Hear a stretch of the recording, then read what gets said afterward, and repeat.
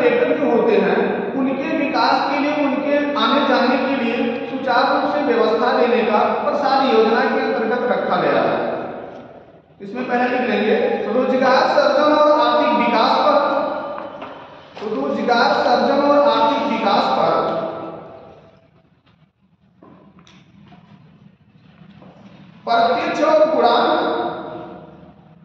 प्रत्यक्ष और गुणांक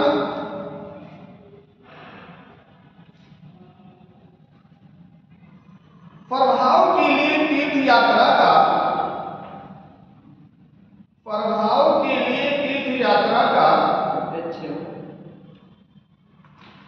रोजगार सर्जन और आर्थिक विकास पर प्रत्यक्ष और गुणांक प्रभाव के लिए तीर्थ पर्यटन का उपयोग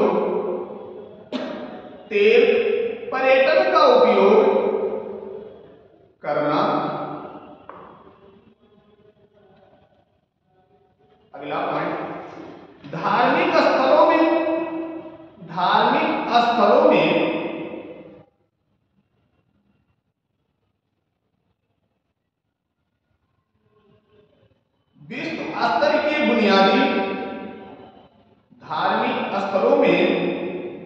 विश्व स्तर के बुनियादी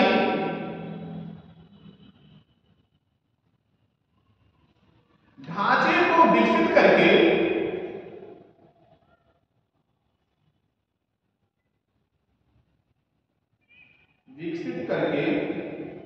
अस्थायी रूप से पर्यटकों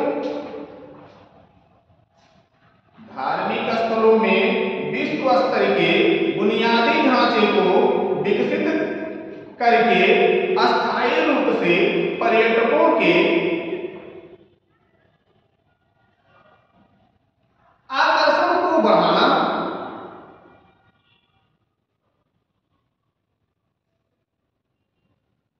अगला, स्थलीय क्रियाकलाप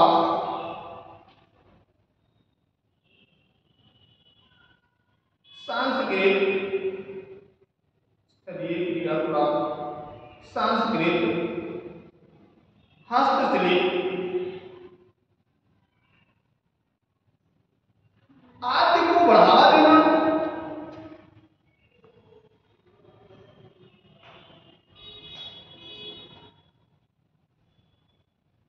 इनका मुख्य उद्देश्य जो था प्रसाद योजना का, पहला उद्देश्य था कि आर्थिक विकास पर प्रत्यक्ष और गुणांक प्रभाव के लिए तीर्थ पर्यटनों का उपयोग करना। अर्थात इस योजना के तहत जहां पर्यटक स्थल है, सरकार को उसके विकास के लिए अलग से धन की व्यवस्था करना चाहिए और उसको सुंदरीकरण अर्थात सुंदर बना के अलग प्रकार से व्यवस्था करना चाहिए ताकि पर्यटक आए उस पर आकर्षित हो। दूसरा होते हैं यहाँ छोटे छोटे सांस्कृतिक कला की प्रयोग करना चाहिए, स्थापना करना चाहिए। छोटे छोटे उद्योग की भी स्थापना करना चाहिए ताकि पर्यटक आने तो उनको कोई दिक्कतें ना हो। पर्यटक जो आता है तो खाने पीने की सारी व्यवस्था होनी चाहिए, रहने की भी व्यवस्था होनी चाहिए। अर्थात कि बाहर से विदेशी पर्यटक हमारे यहाँ आते हैं तो एक इनकम का स्रोत हमारे यहाँ अच्छा होता है। तो इनकम के स्रोत क्योंकि आने से तो होता नहीं, खाली आ जाए और चले जाए तो कोई स्रोत नहीं होता। उसके लिए अलग से व्यवस्था, रहने के लिए व्यवस्था सरकार दे, छोटे छोटे उद्योगों का व्यवस्था कर दे ताकि उनको खाने पीने की व्यवस्था अच्छे से हो जाए, घूमने के लिए साधन पर्याप्त मिलते रहे तो आने वाले विदेशी उसी ने ज्यादा आएंगे। अगर ऐसा व्यवस्था नहीं होगा तो कोई आएगा नहीं, आएगा ऐसा कुछ।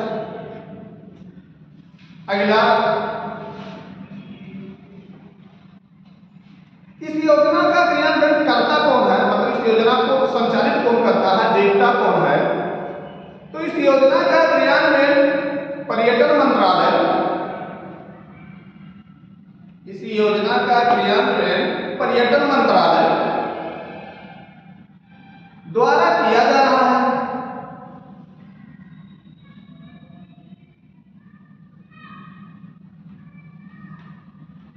प्रसाद योजना की प्रमुख बिंदु क्या है,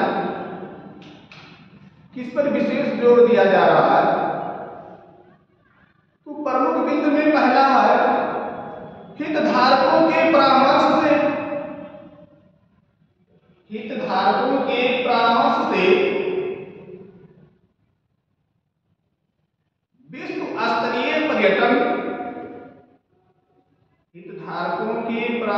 से विश्व स्तरीय पर्यटन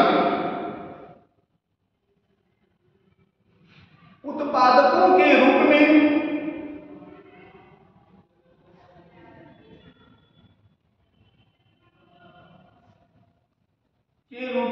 प्रदर्शित किए जाने वाले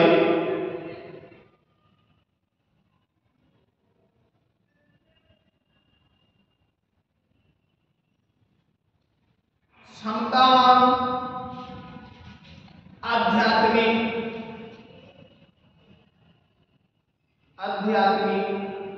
परिपथों का पहचान करना, आध्यात्मिक परिपथों की पहचान करना।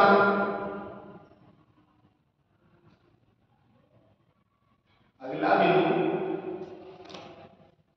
शहरों के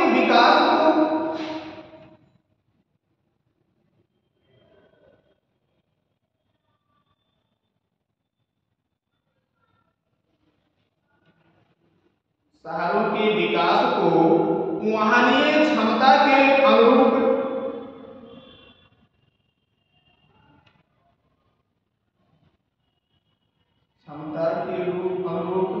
सुनिश्चित करना। शहरों के विकास को वहनीय क्षमता के अनुरूप सुनिश्चित करना। अगला राज्य और केंद्र सरकार की योजनाओं के साथ साथ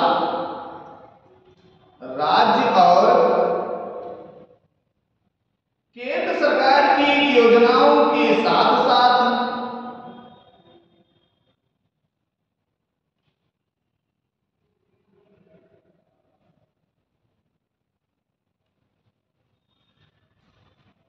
निजी क्षेत्र के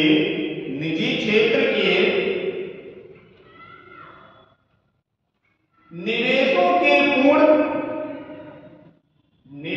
के पूर्ण तालमेल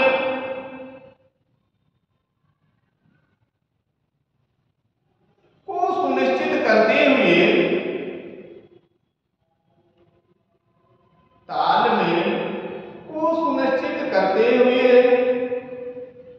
विशिष्ट समय सीमा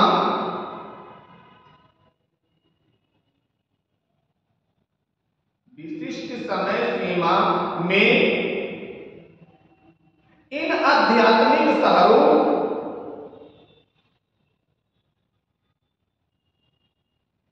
के एकीकृत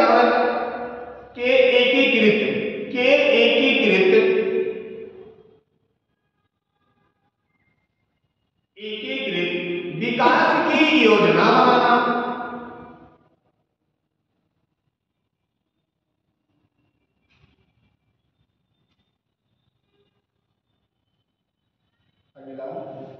यह केंद्रीय क्षेत्र की योजना है। यह केंद्रीय क्षेत्र की योजना है।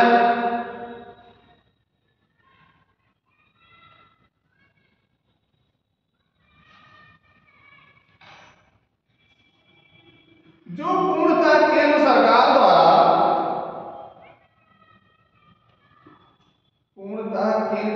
द्वारा वित्त पोषित है। इस योजना में केंद्र सरकार ही धन को उपलब्ध कराता है, वित्त पोषित है।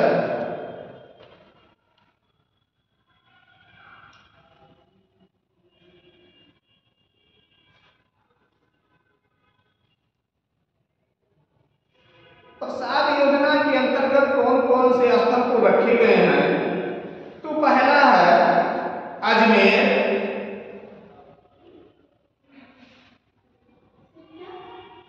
प्रसाद योजना के अंतर्गत पर्यटक स्थल कौन कौन से निर्धारित किए गए हैं? तो पहला है अजमेर। अजमेर कहाँ पे है?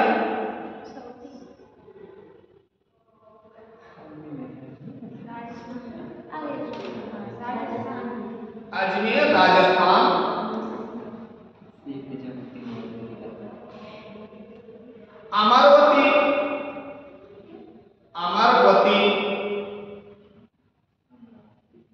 अमरावती कहाँ पे है?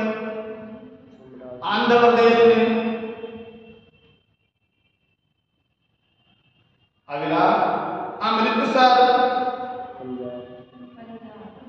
पंजाब में, पंजाब में।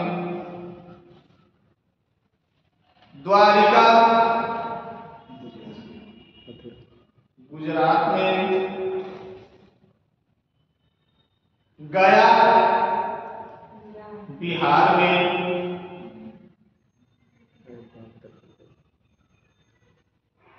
कराचीपुरम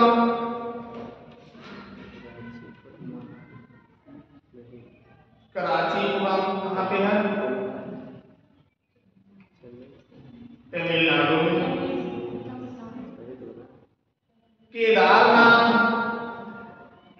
उत्तराखंड। केदारनाथ उत्तराखंड में।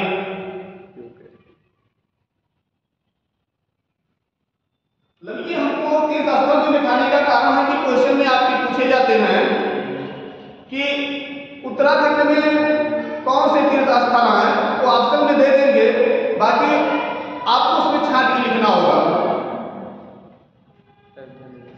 मथुरा, मथुरा, मथुरा कहाँ पे है? उत्तर प्रदेश। उत्तर प्रदेश में। पुरी, पुरी वहाँ पे सर जगन्नाथपुरी टेम्पल तमिलनाडु। पुरी आप लोग ज़्यादा नहीं पढ़ते हैं, ज़्यादा नहीं पढ़ते हैं? पढ़ते हैं सर जियोग्राफी, डाटा सर इतना ज़्यादा रहता है, कुछ कुछ भूल जाते हैं उससे। चलिए पुरी उड़ीसा में। वाराणसी, यूपी। पुरी उड़ीसा में, वाराणसी कहाँ पे है? वाराणसी कहाँ पे है? वाराणसी उत्तर प्रदेश। उत्तर प्रदेश में।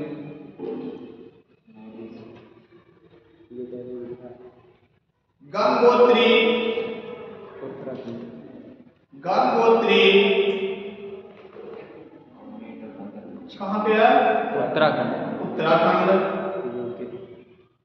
बद्रीनाथ, यूके। बद्रीनाथ उत्तराखंड। उत्तराखंड। 60 में पता क्या पढ़ते हो? देवघर, देवघर तो सर देवघर, देवघर झारखंड। मतलब उतने ही तीर्थस्थल को हम बता रहे हैं और लिखा रहे हैं जो एग्जाम में बार बार आ रहे हैं।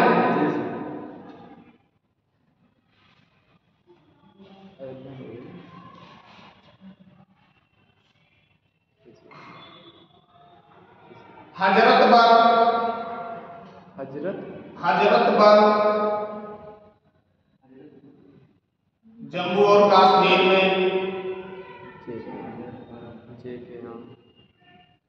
कटरा, जम्मू कश्मीर। कटरा जी, कटरा, कटरा में है क्या? कौन सी तीर्थ स्थल है? ये बस्ती वाला, ये बस्ती होता है। नहीं, बस्ती के कटरा नहीं है, कटरा तो बहुत सारे जगह हैं। जी जी, वैष्णो देवी का तीर्थ स्थल स्थान है जो पर्यटक के लिए बहुत ही विख्यात है। वही सर बताएं, लेकिन कटरा जम्मू और कश्मीर में। अच्छा सर, सब जगह कटरा रहता है, जैसे अयोध्या में कटरा है जी, बहुत कंफ्यूज है सर। नहीं तो ये कटरा जो है वो पर्यटक के लिए बहुत ही फेमस है। जी सर, जहाँ पे वैष्णो देवी। जी जी।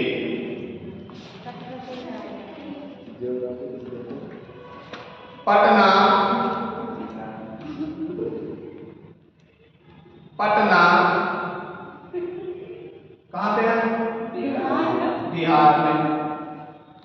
सोमनाथ, सोमनाथ मंदिर सर गुजरात में। गुजरात में।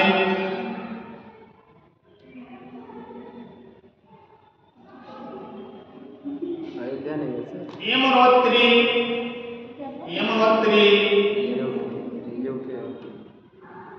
कहाँ पे है? यूके में सर, उत्तराखंड। उत्तराखंड सर।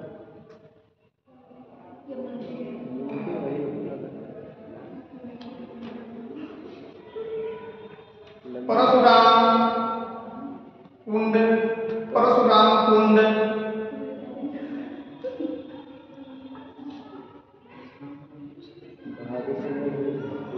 झारखंड,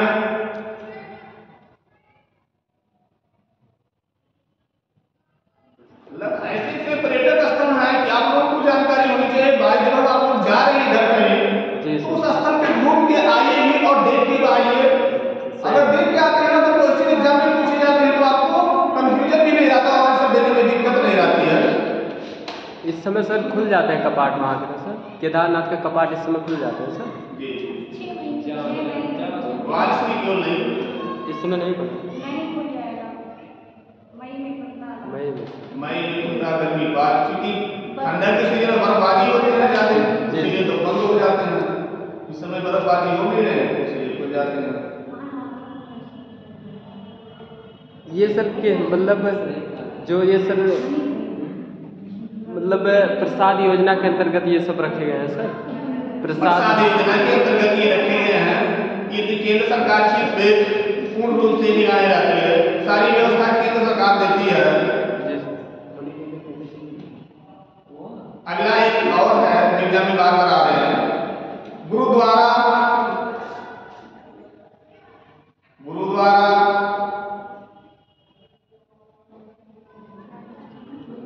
नाडा साहिब, गुरुद्वारा नाडा साहिब, गुरुद्वारा नाडा साहिब, हरियाणा में।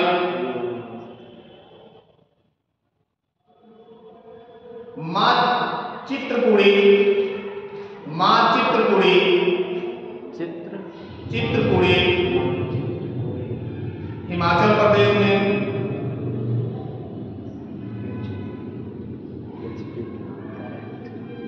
अमरकटक, अमरकटक, अमरकटक किसे बना है? अमरकंटक सर उत्तराखंड में है सर। मध्य प्रदेश, मध्य प्रदेश। कोहिमा, कोहिमा नागालैंड, नागालैंड, नागालैंड की राजधानी भी है।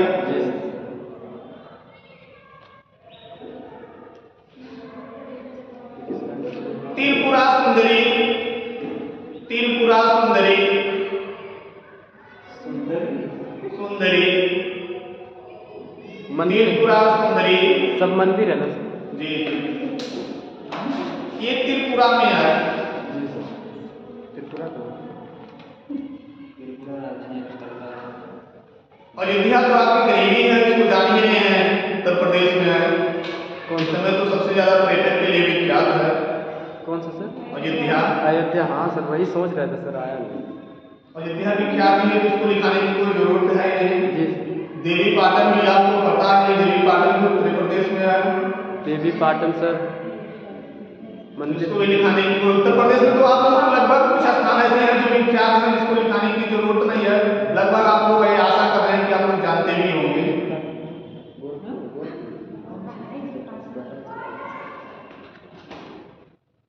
अगला ITBP यम क्षेत्र,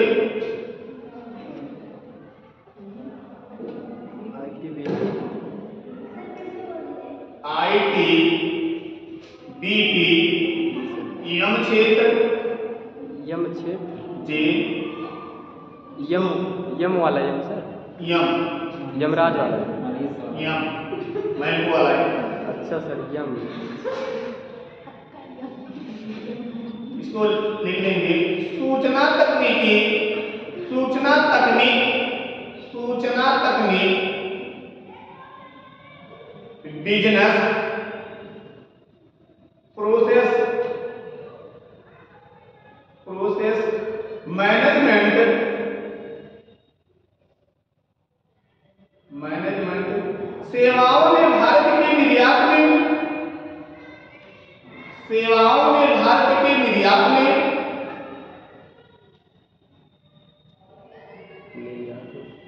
निर्यात में पिछले 2 दशकों से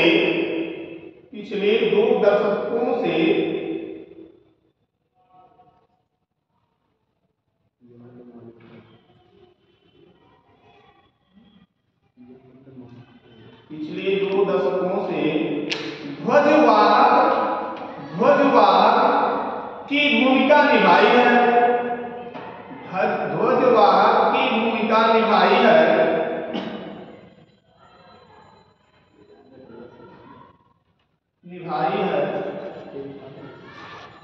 नंबर 1 इसमें मार्च 2019 तक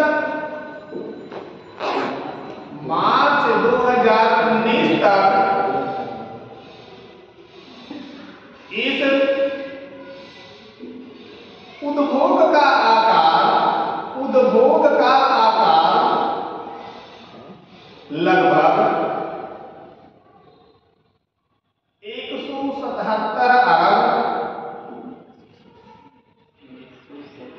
177 अरब अमेरिकी डॉलर है। 177 अरब अमेरिकी डॉलर है।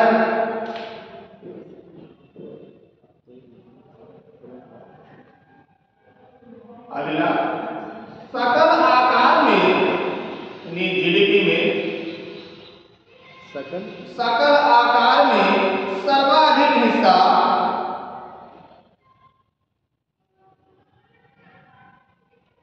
लगभग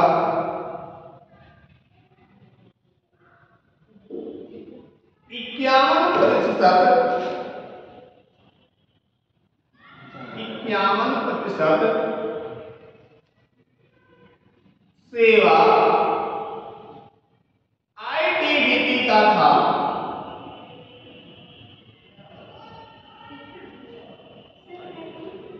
आईटीबीपी का था।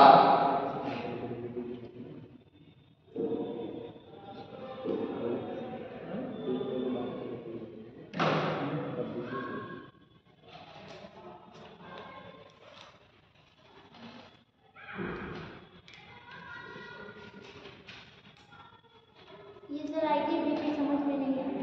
इंडो तिब्बत भारत का प्रौद्योगिकी एवं व्यवसाय सेवा क्षेत्र की जो शुरुआत की गई थी वो आईटीबीपी के तहत ही की गई थी। औद्योगिक संस्थाओं की जो भी स्थापना की गई आईटीबीपी के तहत की गई थी। इसकी स्थापना 1990 में की गई थी। मतलब इसको शुरुआत 1990 में किया गया था। इसमें कौन कौन से क्षेत्र आएंगे सर आईटीबीपी में? आईटीबीपी में क्षेत्र जो आते हैं वो बड़े बड़े उद्योगों का जो पर्यटक स्थल में बड़े बड़े उद्योग होते हैं उसके अंतर्गत आते हैं। आंतरिक सेवाएं, अगला आंतरिक सेवाएं।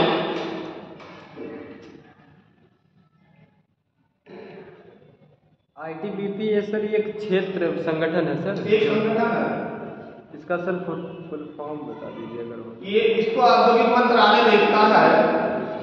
जो आपको अभी मतलब हिंदी में इसको हम बता ही दिए हैं, सूचना तकनीकी बिजनेस प्रोसेस मैनेजमेंट है। इसको देखता है जो समझ गया मंत्रालय, रोजगार सेवा मंत्रालय देखता है।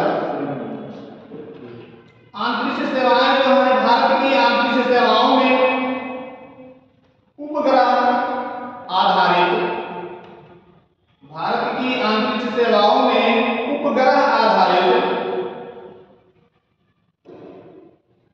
मानचित्रण,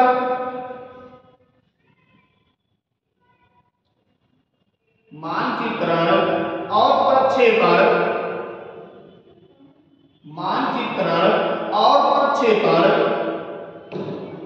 सेवाएं ऐसे दो क्षेत्र हैं जिसमें भारत अपनी पहचान बनाई है।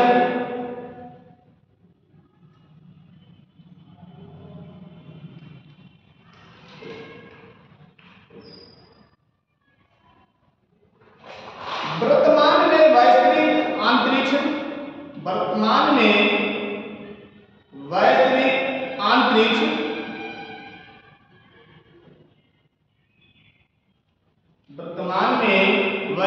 अंतरिक्ष उद्योग का आकार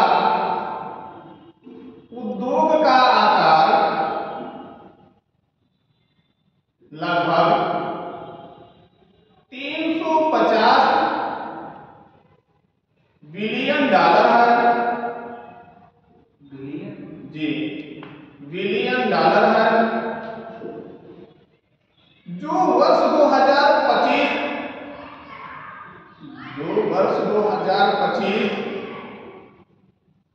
में बढ़कर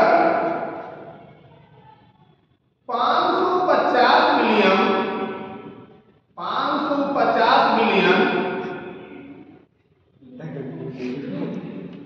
डॉलर होने की संभावना है। मिलियन हो जाता है। पहले वाला मिलियन की बिलियन है बिलियन डॉलर, और ये वाला 550। दूसरा 550 बिलियन डॉलर होने की संभावना है। अगला संचार सेवाएं।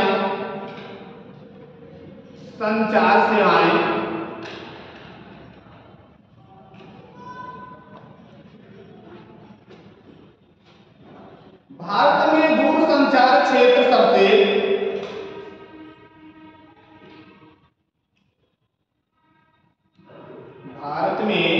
दूरसंचार क्षेत्र सबसे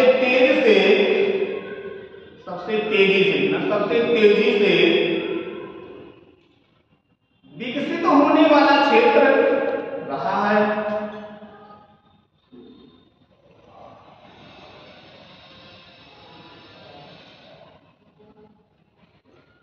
चीन के बाद भारत विश्व में दूसरा सबसे बड़ा टेलीफोन नेटवर्क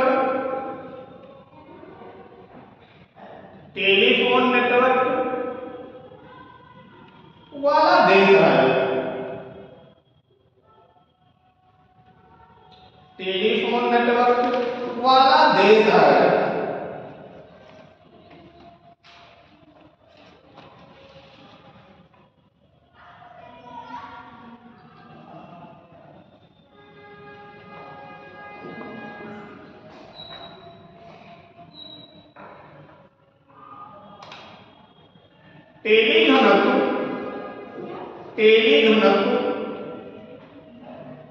टेली घनत्व जो प्रति 100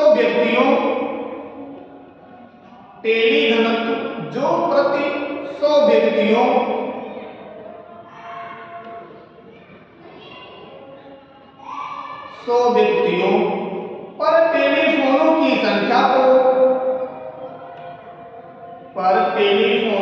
संख्या को दर्शाता है।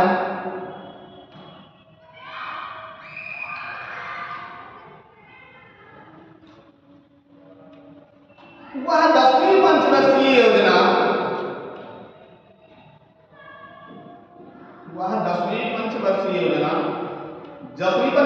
कब से कब तक स्टार्ट हुआ था?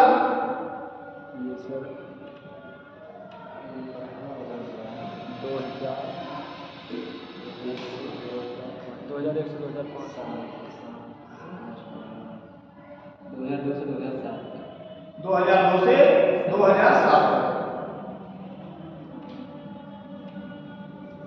10वीं पंचवर्षीय योजना की शुरुआत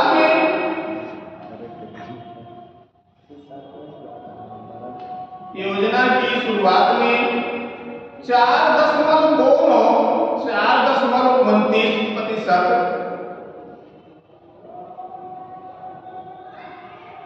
तथा 11वीं पंचवर्षीय योजना की स्टार्ट की गई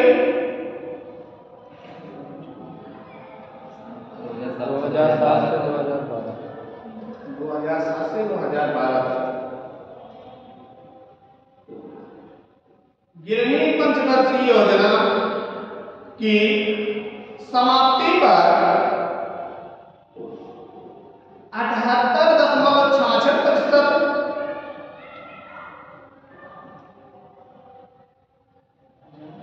78.66% था।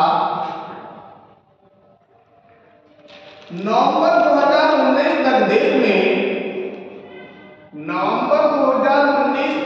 में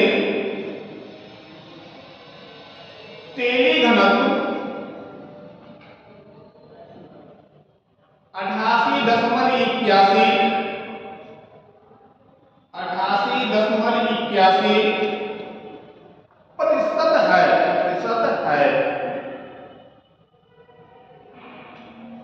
इस समय हमारे यहाँ चूंकि दूरसंचार का स्कोप सबसे ज्यादा है, चीन के बाद में दूसरे स्थान पे हम ही लोग हैं। जनसंख्या ज्यादा बढ़ेगा, जनसंख्या ज्यादा है, इसीलिए चूंकि टेली घनत्व में भी हम ज्यादा हैं, दूरसंचार के माध्यम में ज्यादा हैं। हर व्यक्ति ऐसा कोई व्यक्ति नहीं होता जिसको मोबाइल की जरूरत ना हो। छोटा सा बच्चा उसको मोबाइल की जरूरत है और बड़ा सा बच्चा उसको मोबाइल की जरूरत है। मोबाइल हर लोगों की एक जीविका का साधन हो चुके हैं।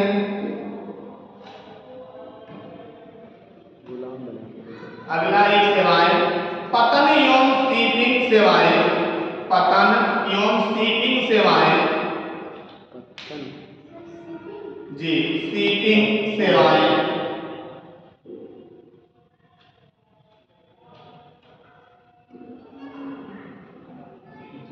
पतन एवं स्टीपिंग सेवाएं जनवरी 2019 में विश्व के जनवरी 2019 में विश्व के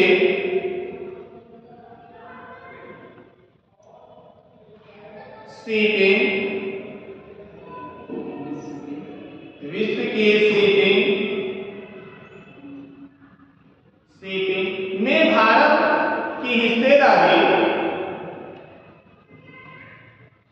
भारत की हिस्सेदारी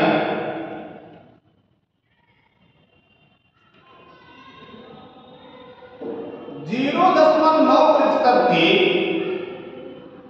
0.9% थी। भारत में अभी कुल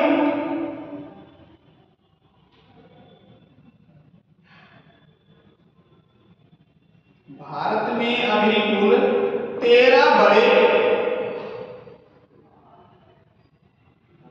एवं 200 गैर बड़े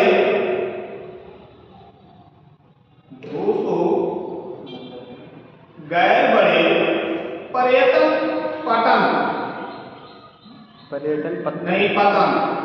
बड़े पतन कार्यरत हैं।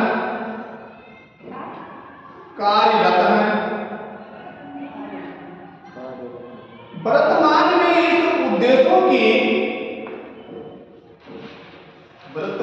इस उद्देश्यों की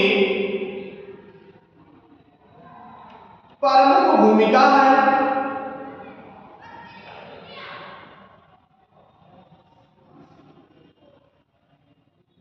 इसमें पहला जो है, मार्च 2019 तक भारत के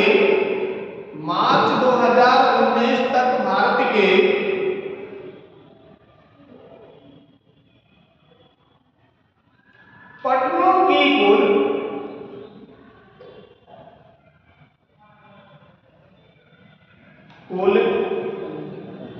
क्षमता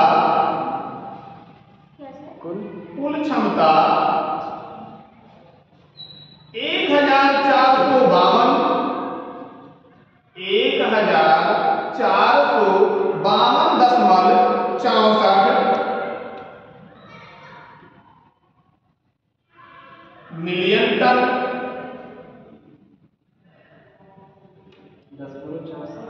64 मिलियन टन प्रति वर्ष थी।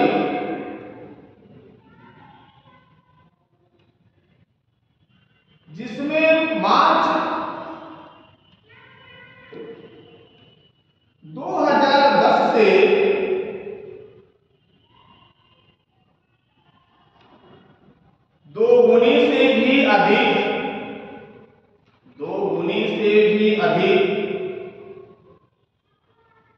की वृद्धि आई है।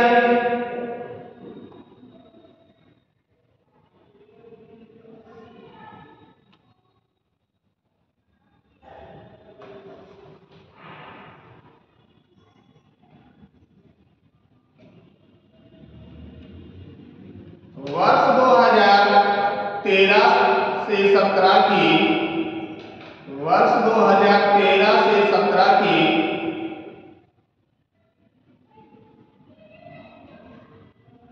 अवधि में देश के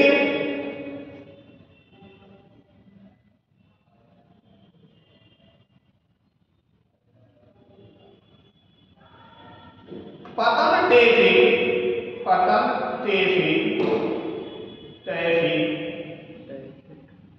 में लगातार वृद्धि आती रही।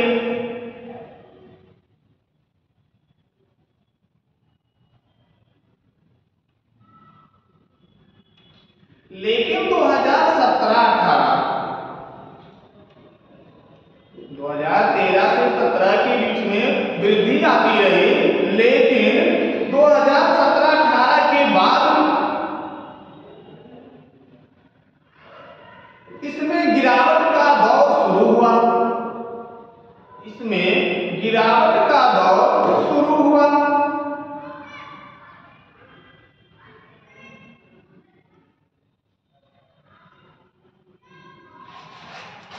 अगला, भारत में जहाजों के प्रति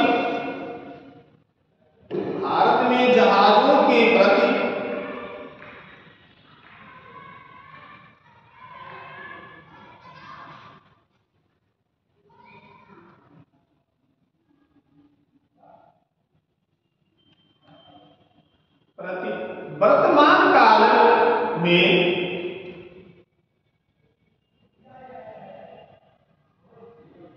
2010 से 2023 की अवधि में लगातार कमी आई है।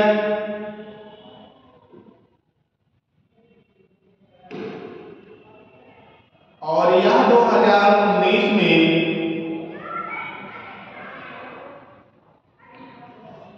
2.48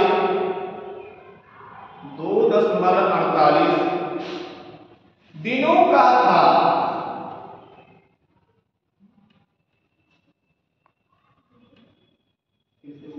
समझ में नहीं है सर। 2019 में 2.48 दिनों का था। 2.48 इतने दिन व्यापार हुए थे क्या? क्या? इतने दिन व्यापार में 2019 में? जी।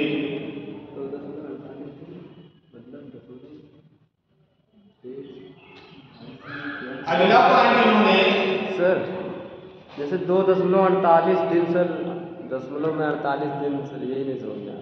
क्या? 2.48 जैसे कि सर प्रतिदिन होगा 2.48 टन होगा, या तो प्रतिदिन व्यापार होता होगा। नहीं, प्रतिदिन, क्योंकि आपने जो औसत निकाल रहे हैं, औसत ये निकाल रहे हैं ना कि कितना कार्य है, 24-48 होगा।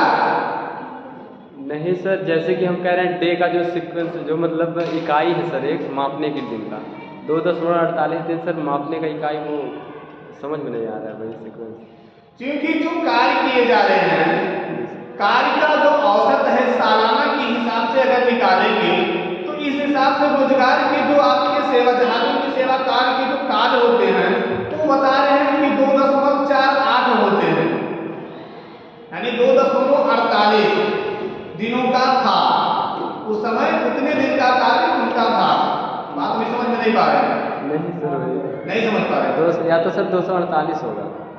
248 दिन का नहीं, जी सर, क्योंकि पूरे दिनों का कार्य नहीं है इसमें। 248 कह रहे हैं, आधे दिन की बात कर रहे हैं।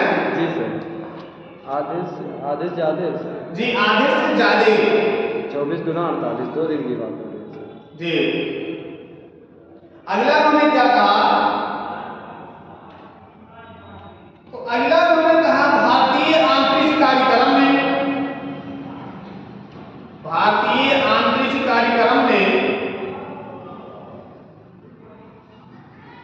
पिछले 50 वर्षों में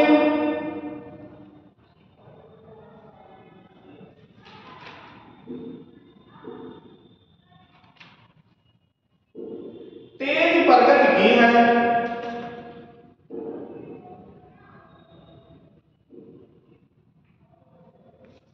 भी देख रहे हैं रॉकेट में हमारा वक्त भी आगे जा रहे हैं, अंतरिक्ष में काफी गगनयान मिशन जाने वाले जी काफी आगे निकल रहे हैं। उसके पहले अमेरिका था, चीन, हमारा देश की स्थिति काफी पीछे था, लेकिन इस समय बढ़त में बहुत ही आगे निकल रहे हैं। भारतीय अंतरिक्ष क्षेत्र के वर्तमान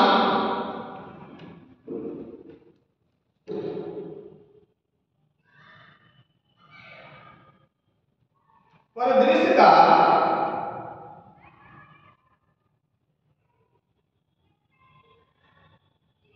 का भारत द्वारा वर्ष 2018 में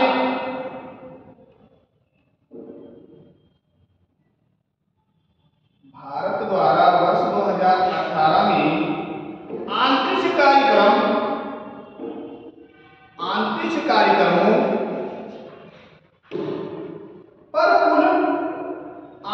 कार्यक्रमों पर कुल 1.5 अरब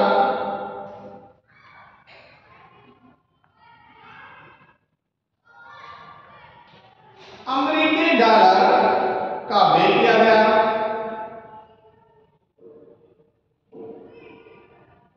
वर्तमान में हम $1 का भारत में अमेरिकी डॉलर का कितना 83 रुपये या 90 ऐसे कुछ है।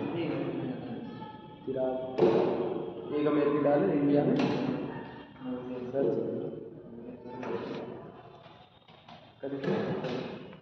कितने रुपए आते हैं?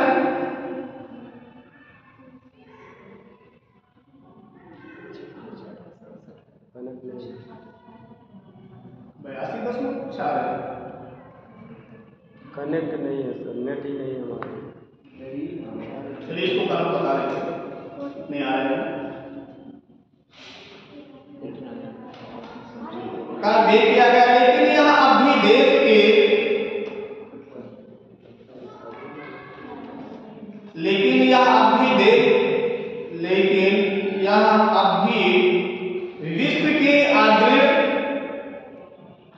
विश्व के अग्रणी देशों की तुलना में काफी कम है। विश्व के अग्रणी देशों की तुलना में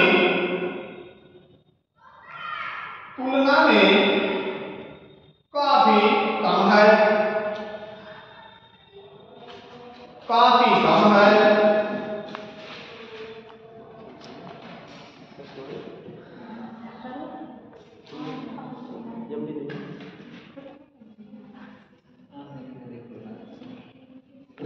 अगला एक है अंतिम, मीडिया और मनोरंजन सेवाएं।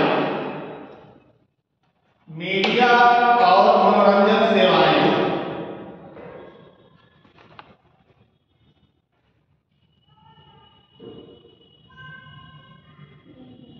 इस समय मीडिया स्वदेश को में है, मनोरंजन भी काफी हद तक आगे है। मीडिया भी दौड़ती है और मनोरंजन के लिए लोग छोटे ही लोग जो जुड़े हुए हैं, मोबाइल की सुविधा होने के कारण सब लोग मनोरंजन में ही जुड़े हुए हैं। और इसीलिए मनोरंजन से जुड़ने का कारण है कि यहाँ की अर्थव्यवस्थाएं डैमेज होना, काफी लोग कार्य ना करके मनोरंजन में ज्यादा से ज्यादा लोग जुड़े हुए हैं। 83.12 इंडियन रुपया सर, 83.12 इंडियन रुपया। 83 हमको 82 पहले था, 83 हुआ। हाँ सर। भारतीय मीडिया और मनोरंजन उद्योग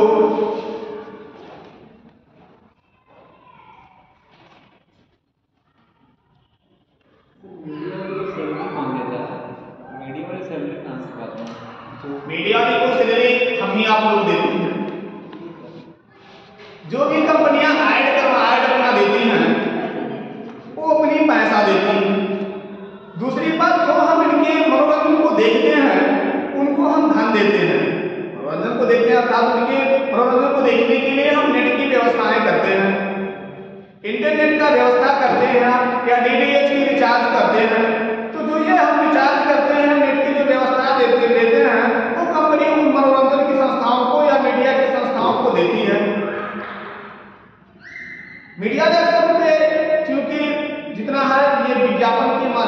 से ज्यादा सैलरी प्राप्त करते हैं। सही को गलत, गलत को सही। क्या हुआ गलत सही? मीडिया वाले यही तो करते हैं। नहीं, अगर मीडिया ना आती तब भी हमारी अर्थव्यवस्थाएं ठीक प्रकार से नहीं चल पाती, क्योंकि अर्थव्यवस्थाओं को चलाने के कुछ श्रेय मीडिया वालों को भी जाते हैं। लोकतंत्र के स्तंभ में भी है, मीडिया भी है। लोकतंत्र के स्तंभ में मीडिया भी है। जी जी। तीसरा तो मीडिया भी जरूरी होना चाहिए। नहीं सरकार की अच्छाई और बुराई या अर्थव्यवस्था की अच्छाई कितनी बढ़त और कितनी घटत है, ये हम लोगों की सटीक जानकारी नहीं मिल पाएंगे। तो आज से अच्छा मीडिया ही अच्छा इसको भी देती है। मनोरंजन के साथ साथ मीडिया भी अच्छा है। भारतीय मीडिया और मनोरंजन उद्योग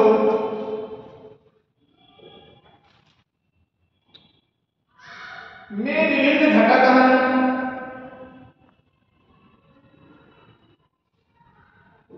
जिनमें टेलीविजन, प्रिंट,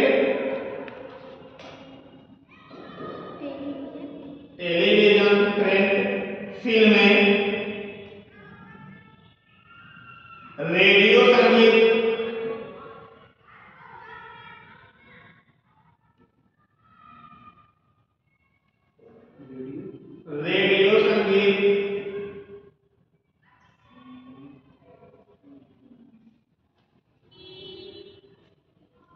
आदि संस्थाएं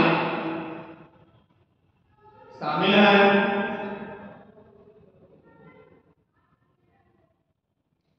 मीडिया और मनोरंजन रिपोर्ट 2019 के अनुसार मीडिया और मनोरंजन रिपोर्ट 2019 के अनुसार भारतीय मीडिया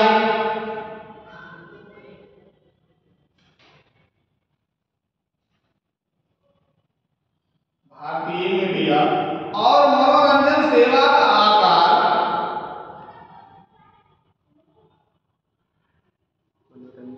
वर्ष 2013 में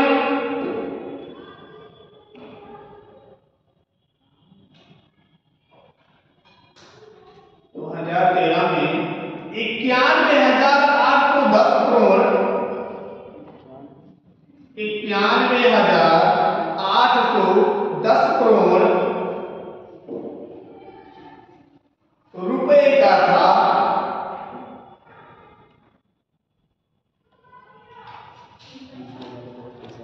जो बढ़कर वर्ष 2018 में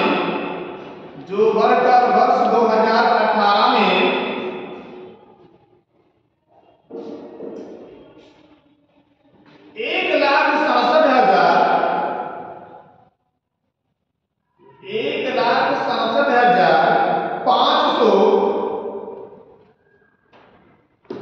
को हो गया है।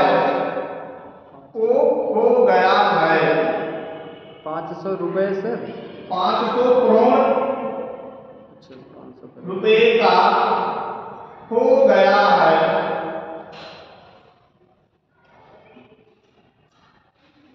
जो पिछले 5 वर्षों में हुई वृद्धि दर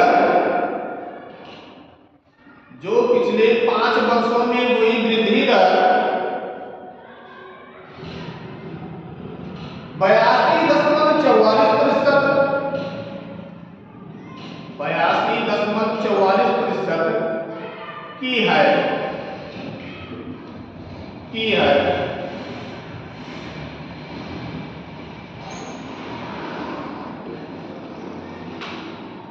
ये आपके भारतीय सेवाएं थी। इसमें क्वेश्चन कैसे पूछे जाते हैं, किस प्रकार से क्वेश्चन किए जाते हैं एग्जाम में। तो यूपीएससी में 2012 में कैसे क्वेश्चन आए हुए थे। तो पहला क्वेश्चन है, अगर लिखना चाहते हैं क्वेश्चन लिख लीजिए, और ना लिखना चाहते हैं तो मत लिखिए।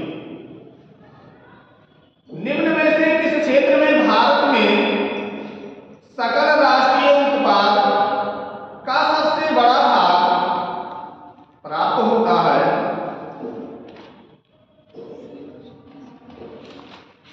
पहला क्वेश्चन, निम्न में से किस क्षेत्र को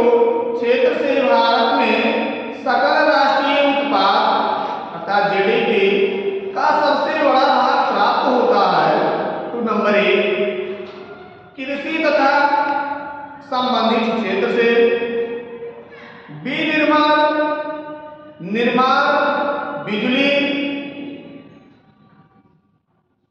तथा गैस से।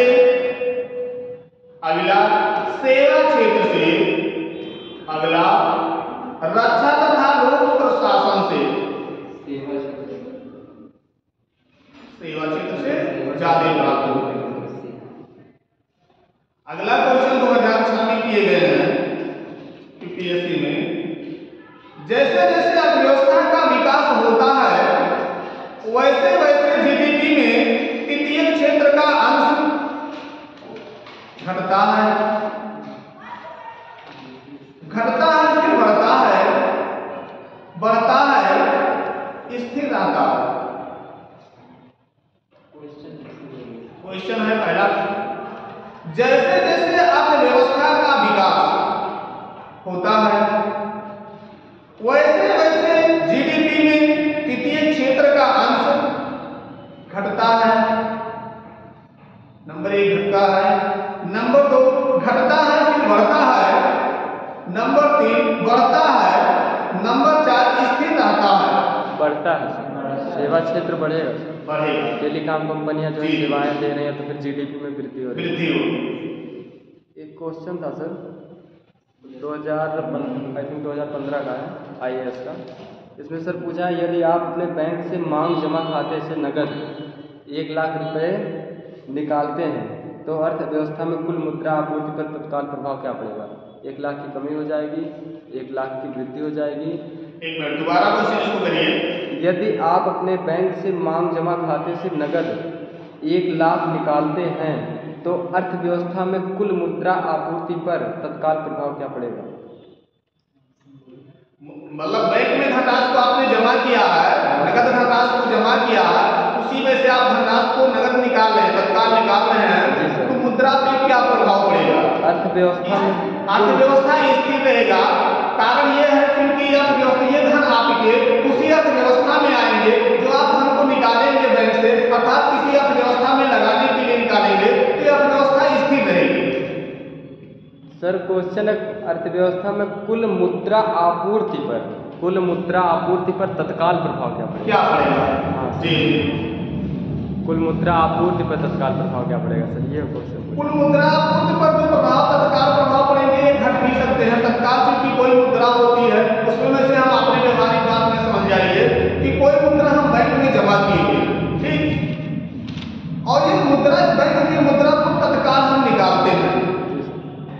मतलब कोई सूचना बैंक, जैसे हम एक आदमी बैंक को खोला हुआ है, उसके पास 10 लाख की मुद्राएं हैं, अर्थात ये योजना बनाया होगा इतना मुद्रा इतने मार्केट में लगाना है, लेकिन उस मुद्राओं में से तत्काल मुद्रा को निकाल रहा है, कोई सूचना ना देने को उसके पहले मुद्रा को निकाल रहा है, तो चूंकि उसकी जो मुद्रा पूर्ति होगी वो घटेगी, 1 लाख की कमी आ जाएगी। जी कमी आएगी। आंसर सर उसमें मतलब लिखा नहीं था, ऐसे ही आया था क्वेश्चन। जी 2000। अगला क्वेश्चन आए थे 2004 में आए थे, भारत में पर्यटन और होटल उद्योग का विकास निम्नलिखित में से किसका कार्य है? जो पर्यटन और होटल उद्योग का विकास निम्नलिखित में से किसका कार्य है? तो आई का या ITDC का या ITC का या HIC का?